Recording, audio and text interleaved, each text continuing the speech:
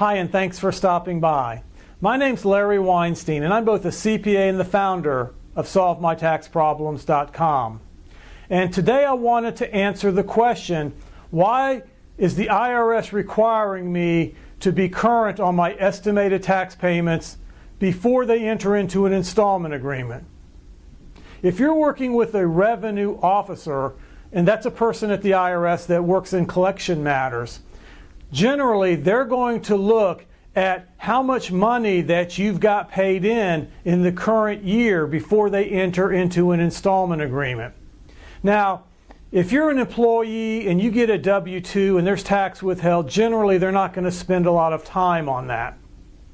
Where this really comes into play is in the past, is if you've had a significant amount of investment income, dividends and interest, or royalties, or you are self-employed and there's no taxes being withheld, the revenue officer knows that when you file your taxes at the end of the year, you're likely going to owe money because you haven't made any estimated payments. One of the terms and conditions of having an installment agreement is you're going to file your taxes on a timely basis and you're going to pay your taxes on a timely basis. If you don't do that, the IRS is going to default on the installment agreement. So one of the things that the IRS does in instances where you're self-employed or have a lot of investment type income is they're going to look to see if you've made estimated payments.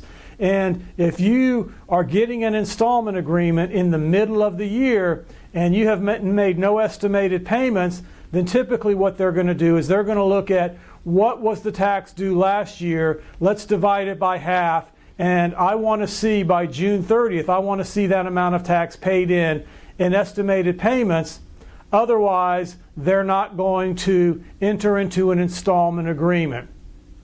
So it's always important if you're self-employed to make those estimated tax payments, one, so that you can get an installment agreement if you have to, but more importantly, when you file your taxes at the end of the year, you won't owe any money, or you'll owe just a little bit of money that you can manage and you can write a check for.